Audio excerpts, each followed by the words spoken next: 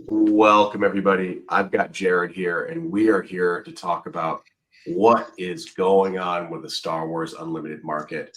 We're doing this update to provide transparency for folks coming to this game that are like, hey, why are prices this? I don't understand. There's not a lot of transparency right now in the market. TCG is not well stocked with these cards. So sometimes you can see outrageous prices, and people think, oh, that must be the norm. So we're here to talk a little about data, trends. We're going to hit price of sealed. We're going to talk about the top 5 selling legendaries as far as price, top 5 selling rares, give some insights and overview, and talk about why these cards are going up. I think the big theme of this topic is we're 2 months out.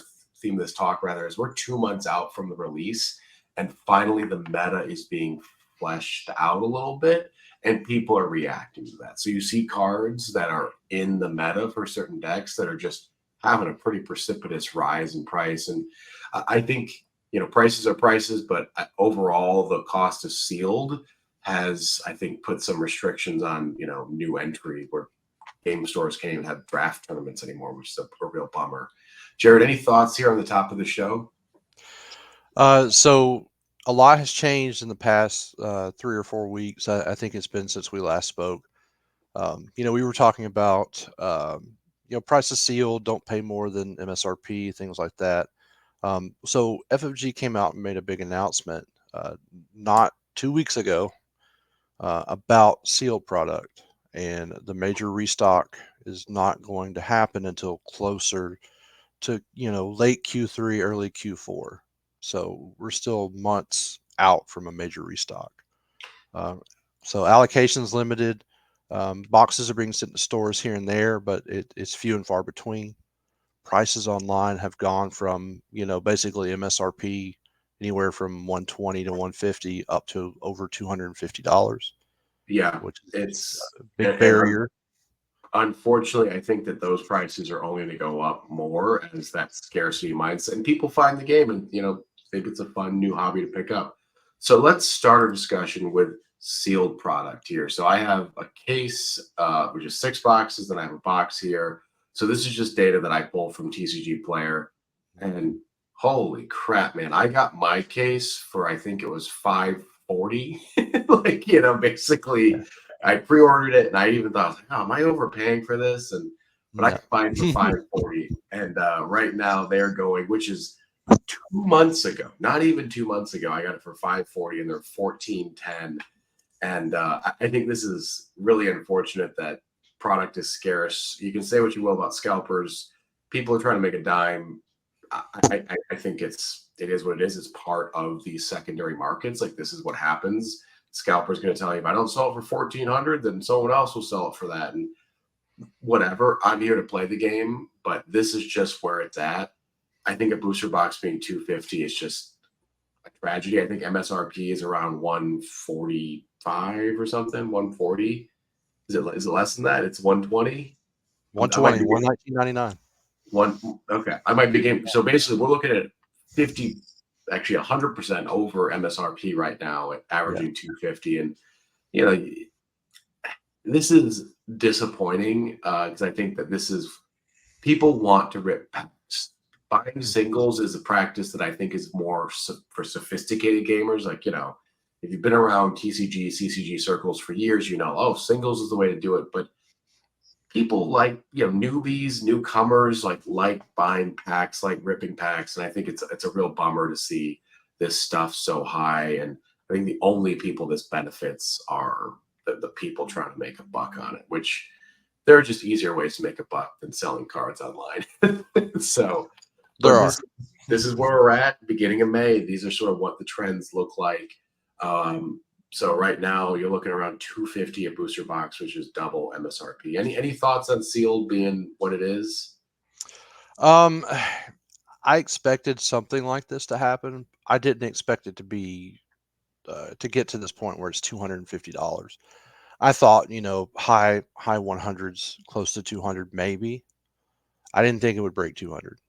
But I did notice, and this is just, I don't have any hard data to support this or anything other than my observations, but um, several weeks ago, I guess it was about 3 weeks ago, I bought a little bit more because online you could get it still for about MSRP, like 125, 130 shipped, which is about right, normal price. And I noticed, I watched some of the stores, online stores, eBay, and a couple of other ones, and they went from inventory of 100 to 200 boxes to nothing, to 30, 40 boxes, and then zero within about 2 to 3 days in that week that I bought the 3 or 4 boxes that I bought at 129.99 shipped. And it's a combination of people that want to play the game, but unfortunately, like we just spoke about, people wanting to make a few bucks. A big part of that probably is some buyouts going on. So unfortunately, I hate that, but that's what Yeah. I've seen. Yeah. I mean, the thing about high prices is it also gains more attention. People are like, wow, I can't believe that, it creates news, it creates buzz. Yeah. So there's a little positive PR piece there, but overall, this is not good for accessibility. It's not good for play. So let's move on to the legendaries. I think that this is a trend we're going to see across the board. This has also happened so damn quickly, right? This is literally in the last like 5 weeks. They've gone from booster boxes 120 MSRP, maybe a little over MSRP, to double it, right? That's pretty insane rise, and I like to think it's going to slow, but I'm not really sure. So here we have the top 5 performing legendaries as far as cost. And I think a lot of these match up with decks. Some have collector appeal, Darth Vader, Boba, Luke. People might want the hyperspace foil, the regular version, whatever, for collections. But this also tracks pretty closely with what are the meta decks. And I actually think it's interesting. You kind of see this little bit of a drop with Darth Vader. Is I still think he's very much in the meta, right? But people are kind of like, there's a bit of a price softening there as people start to think about other strategies with maybe more affordable cards. So this is maybe leading to some creativity. Hey, I don't want to drop $500 in a Vader Boba deck, so I'm going to look into some other options, more creative options. So it's interesting to watch the meta kind of react and how prices trace that. But you want to kind of go through these, Jared, what you've experienced? Yeah, yeah. So Vader at his peak was just over $100 recently within the last 2 weeks. Um, he has gone back down to below 100. It's usually, I think right now, like I'm looking at TCG Player right now. Well, there's a low listing at 91, right? 91 bucks. I just recently bought some for people locally to trade and just help people get cards that don't want to deal with the online market. And I was doing 180 for 2 of them shipped. That's goods and service. So really paying a little bit less than that for the actual cards. So I am seeing him trend back down. Does it have something to do with his use in the meta? No, I don't think so. I think he's still a strong card to have. He's an auto include in anything that is green villain at this point. If you're not running Vader, there's something wrong, right? There are some alternatives that people have looked into, but just he's always going to be a high card. If you recall in the old card game, right? We all know about that. If anybody that follows your channel knows about it, Vader was always $50 to this Right. day, still like $50 plus, right? So he's always going to be expensive. Um, will he come down? I see him maybe coming down to maybe back down to 70 range, 65, $70. I don't think he'll ever get lower than that though. Yeah, and I mean, I think the thing about this being set 1 is it's a building block for the rest of the sets out there. So set 2 comes out in July, right? That's Right. around the corner here, and people are still going to want set 1 as the building block for set 2. And I'm sure there's standalone decks you can do for set 2, but this is, since it's the base set, I think there's a lot of value these cards are going to hold until you get the second print run out, but also could just be kind of gobbled up because people want this stuff. Mhm. Kind of move on to Boba. So Boba's seen a pretty big rise over the last couple of weeks. I've noticed. I kind of was like, oh, Boba's like a $40 card. No, that's wrong. He's like up to almost $70 on here, which is just surprising. I also find it surprising the foil versus the differential between foil and normal. Right on here, like the normal is more expensive than the foil, which is just kind of random. I actually don't care for the non-hyperspace foils. I think the non just the normal foils are just they don't really do it for me as much, I'll say. Mhm. But in third place we got Luke here, just over $60. This is a card I thought was $30. I think when we last filmed it, like, oh, it's a $30 Yeah. card. He's a $60 card now, which is just pretty wild. And then finishing off Millennium Falcon at around 30, and Avenger is actually 45 for 43 here. And then an honorable mention is Vigilance, which is just like Oh yeah. gone wild. I thought it was like a $10 Vigilance card. Gone Wild. That sounds fun. Vigilance gone wild. Any kind of thoughts here in the top five we got, Jared? So Boba, totally understandable. Again, I've just played a Boba Fett leader deck tonight, right?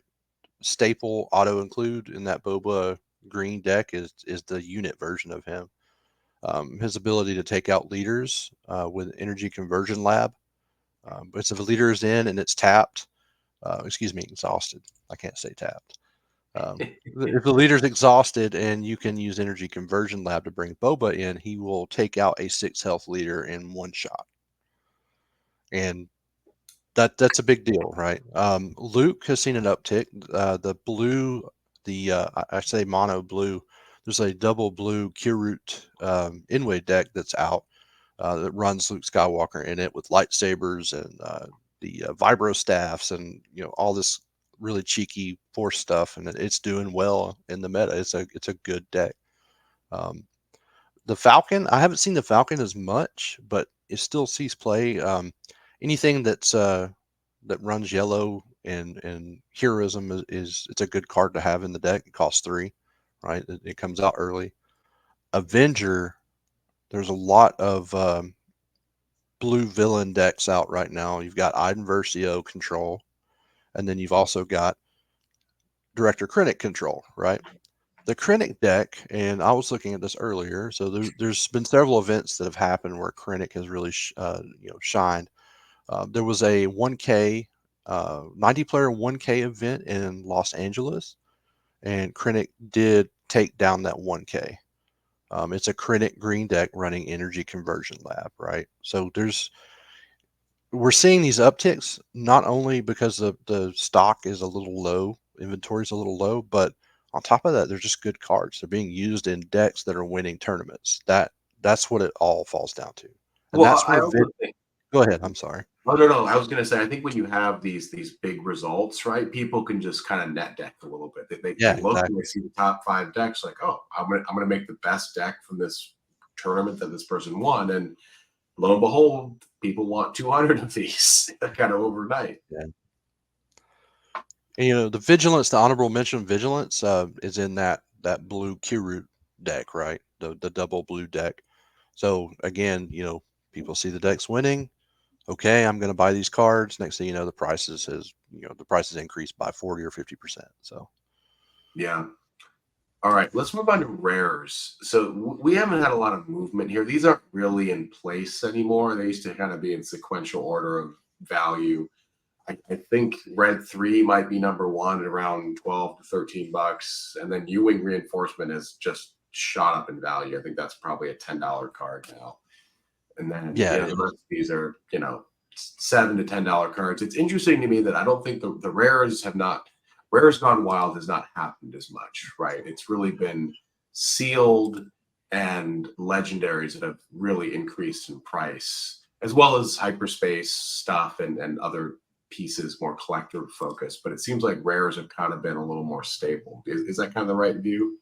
yeah, I would agree with that. The uptick that we see in these is not significant, right? Enough to really say, oh, well, this is just, it has something to do with supply. No, it's just cards that are being used. The Ewing Reinforcement probably the one that locally for me that people ask me for. Like, do you have Ewing Reinforcement? Right?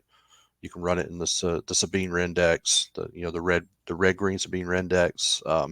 Any kind of aggro deck that runs green. There's a Han deck that's floating around that's popular, and Ewing is also in that deck, right? So I would think these are pretty standard. These are all staple cards in the top tier decks that are in the meta right now as we speak. One thing I'll add that's been, I think for honorable mention on here, yeah, it's Seventh Sister, man. She Oh is yeah. just.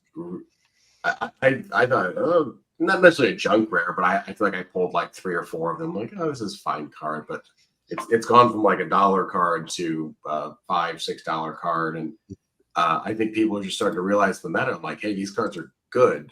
Because in pre-sale, it's really hard. You're just sitting there like reading the text. You're like, what does this card do? I'm not sure. Then you see it in playing in a tournament. And so Seventh Sister seems like she's been like an auto include for a lot of the red villainy decks. I would agree with that. Yeah, 100%. Her and the fifth brother in the uncommon, right? Yeah. Auto include in those decks. All right. Any kind of final thoughts here on rares? I mean, Red 3 is actually just, I think, he's better than most of the legendaries, in my opinion. Red 3's great. Just giving that raid 1 out to all the other heroism cards. It's perfect for those aggro decks, the hero aggro. So, Yeah. whether you're running Sabine or Leia, it doesn't matter. It's in both decks, right? All right. We're going to finish off by showcases. I have not even touched showcases. I own 0. I don't think I'm going to chase them. I'll let other people have that fun. But I think these are Right. sort of the top 3 showcases. The pricing is all over the place, but I think Boba's around 700 Leia's, 500-600 Emperor Palpatine's, 500-600. Maybe I'm wrong there.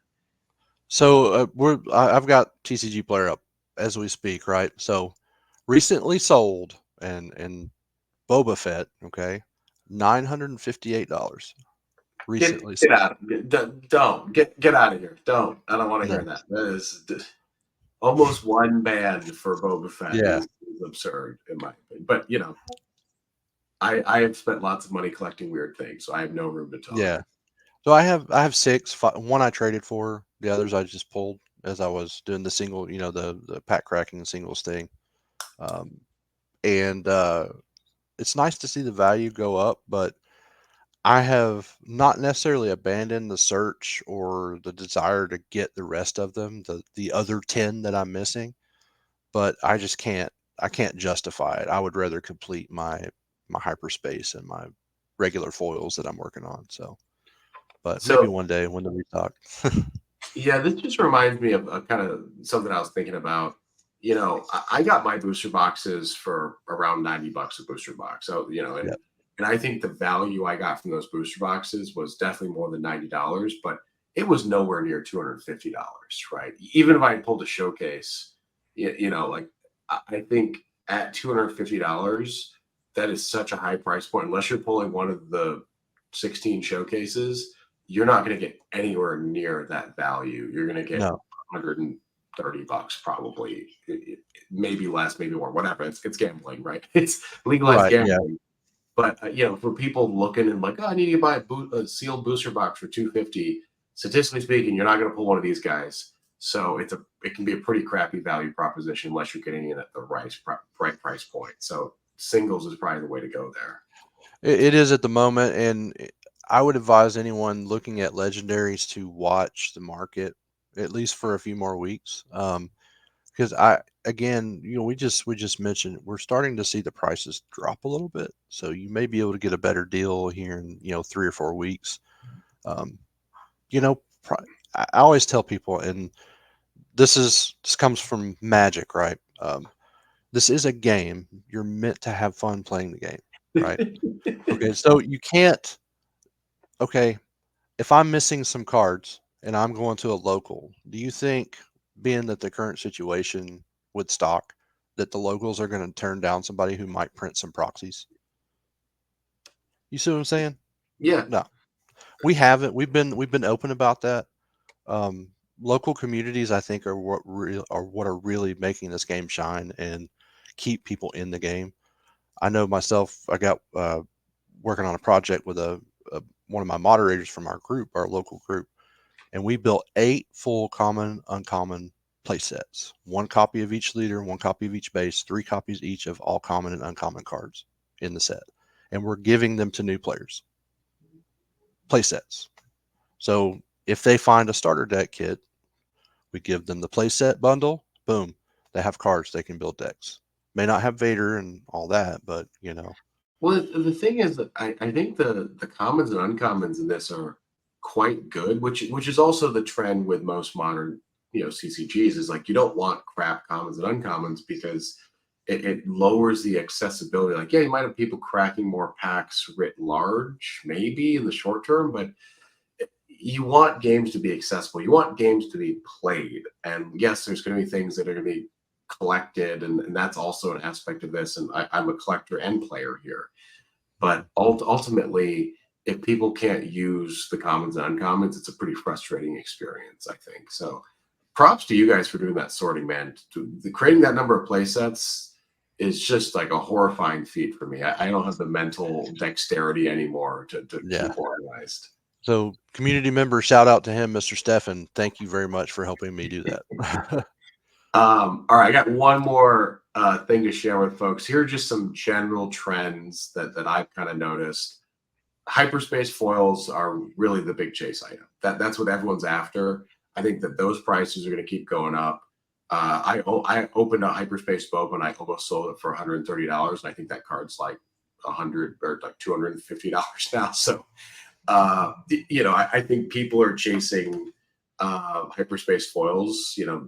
The showcases are of interest. No one's like turning down showcases, but I think there's way more collectors that are thinking about, hey, or players that want to bling out their deck. I don't think people are using showcase leaders as much for their leader in their deck. I think they're stashing away to binder, most likely.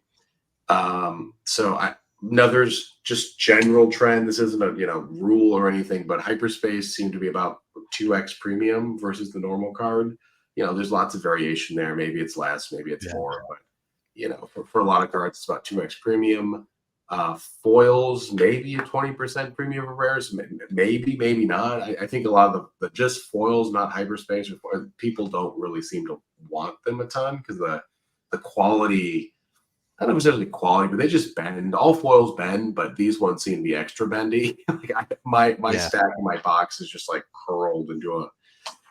So I think foils are something that aren't super sought after. Well, they don't pop quite as much as the hyperspace foils. Now, I'm trying to complete a foil playset of just regular foils, and I'm very close to completing that.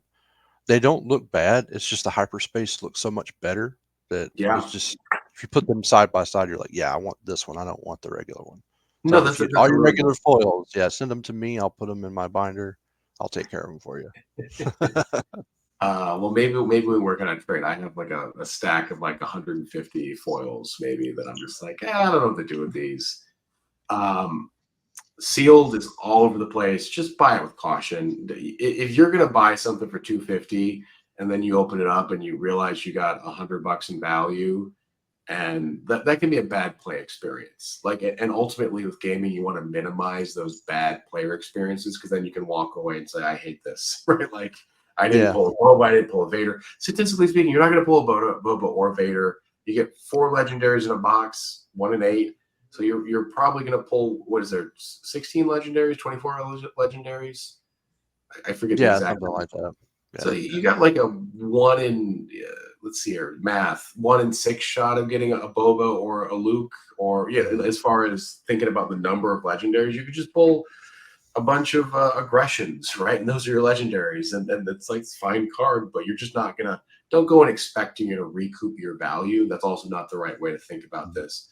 I would just avoid sealed right now and just buy singles, find local communities, but avoid sealed because it's just too expensive, I think, to make Yeah, it. and we're gonna see a drop. I mean, when they do the restocks, most of these places are probably gonna sell at MSRP again. Like not online necessarily, but local stores will still be doing MSRP because there is an actual MSRP for this product, unlike other products out in the market. So Yeah, it's interesting. I feel like some of the Lorcana suffered from a lot of scalpers for their first set. It feels like some of those same names and faces have migrated yeah, over to like scalp this game a little bit. It took them like a month to find it, but then they kind of moved on over. More product may not be here till fall. That's it's not what we thought a month ago, but that's just what we've learned. It is what it is. But let's not forget that set 2 comes out in July 2024. I have pre-ordered a case just put that out there. You guys can make that decision. I don't Yeah. know if this is going to follow the same trend as this. I'm getting a case because I enjoy the game and I want to build some decks. That's my personal motivation. I have no interest in trying to flip them with the hope Yeah. that they're trying to get a B250 as well. But those are kind of all my big thoughts. Jared, anything to kind of close the show here? So look to your local play groups, your local game store. Um, Reach out. There's usually everywhere that I've been to or spoken with other communities, there is some sort of there's two or three or a group of people that are kind of running it, and they are hooking people up with cards. Go talk to people. They'll give you commons and uncommons. Do the singles game. Don't buy boxes. I mean, unless you just really want to play some sort of sealed event and you agree, you get with a group of your friends and you agree, hey, we're going to split this box. We're going to do draft. Okay, right. I wouldn't buy it to try to flip it or get cards out of it. Not at all. One thing we didn't hit on here that I maybe the shortage of accessories is sort of a funny trend to me. Like the game tokens, which I think are MSRP around $30, are going for like 75, Yeah. maybe. And the play mats. I will just say that this stuff will be available. Like the print set may not be out, but like all of this in a year will be sitting like, oh yeah, it's all around. Or so there's lots of Oh, ways of getting these accessories in a more generic sense. You don't oh yeah. need to spend $75 unless you want to. You know, free country, do what you want.